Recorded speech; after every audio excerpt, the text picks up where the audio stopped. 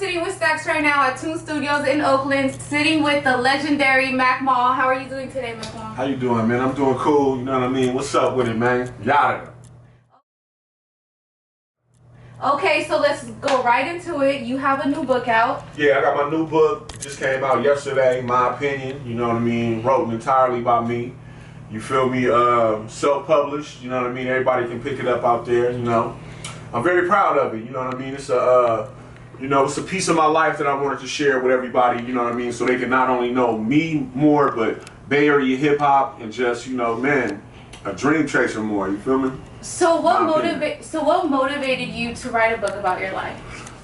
Really, you know what I mean? I can say, you know, I was kind of motivated by tragedy, you know what I mean? Something real bad had happened, and I was kind of like, I was put up, you know what I mean? I couldn't really move. I wasn't in jail or nothing like that. But, you know, I basically had to sit down and you know, just really examine my life.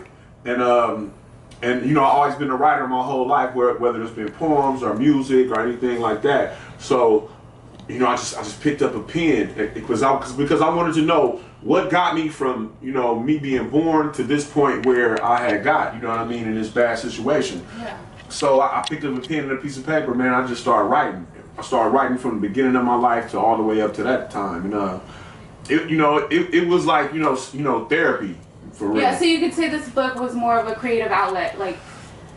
Definitely was, because it was something, you know what I mean, something that I can, you know, I couldn't really talk to, you know, a lot of people, you know what I mean, just because I'm a private person, you feel me, like, you know, I'm a Gemini, you got to get close to us before we really, like, thaw out. So, it was like, you know, I was hurt, I wasn't really by my family that much, you know what I mean, I had just moved back to the Bay Area, and this thing happened, you know, so I just, you know, that pen and that piece of paper was kind of like my friend, you know what I mean, my friend that I could talk to. And that's how it started. And then, you know, and now we have this. Yeah, and I read it, and it's an amazing book. I learned so much about you and your life. So how much creative control would you say you had in this book?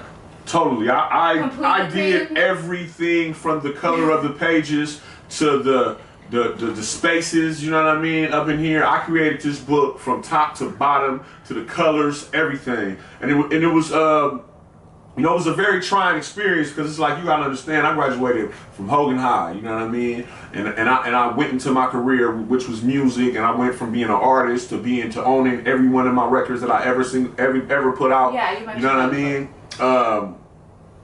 So, you know what I mean? It was just like, you know, we come from the Bay where we're independent, you know what I mean? And we have that, you know, go-getter attitude. So, you know, I had a deal. I had a publishing house, an independent publishing house that wanted to give me a deal. But, you know, once I learned the game, shout out to my boy, Rule Jewel, who gave me a lot of knowledge. You know, once I talked to Rule Jewel and I got the game, man, I decided I needed to do it myself, you know what I mean? And I did it for self. And from the top to bottom, I made this book. You know what I mean? Straight up. It wasn't like somebody heard my story or I was sitting with another writer or anything like that. This is my bleeding heart, you know what I mean, man, on the page, for real. And I really think that your fans are going to appreciate that, no doubt, because they're going to get everything from your mouth. Like, it's going to be everything how you saw everything. Yeah. Like, all those steps, which is really good. So I have to know, what was it? Okay, you're from the Country Club Crest. You're from Vallejo. So what's a typical day for young Mac Mall? Like, Back in the day, you know what I mean? Because I moved out of Vallejo when I was 17. I have to know, like, what. Okay, I'm from this. Okay, you gotta understand, you know what I mean? I'm from the Country Club Crest, you know what I mean? I have one of the biggest families in the Crest, you know what I mean? I got like a auntie on every street, you know what I mean? That must have been crazy, right? Oh man, very, very crazy. But you know, our neighborhood, you know, is rough, you know what I mean? And it's you know, but it's a lot of love in our neighborhood, you feel me? And if you a Cuddy, that means something, you know what I mean? A Cuddy is you know, is your blood, it's like your relative, it's your brother, you know what I mean? For real. So like a day for me would be like, man, I would wake up, you know what I mean? You know, at different times I live on different streets. If I lived on Mark Street, you know, like the time before I came out with a legal business, I would wake up and I would have my Cuddy Al from the Sesame Street crew, who was like, because I'm Sesame Creek, Strictly Says 5 Trey 5, that's Doobie's crew, that's Sleep Dank's crew, that's, you know, a lot of other cats, you know, Louisville Slugger, You know, we all grew up together from elementary school. We are not put together people. Our mothers and fathers were friends. In some instances, our grandparents are friends. You know what I mean? And they came from Louisiana together. So we are all like pretty family. Close. Way more. We are like men. You know what I mean? So, you know, you wake up, you see your Cuddy out there, man, what's up? You know what I mean? And either we gonna play some, we gonna, you know what I mean? We gonna play some dice, or we gonna get, you know, put 5 on the sack. They gonna listen to one of my raps that I've been working on. You know what I mean? Because I'm the baby of the crew. You feel me?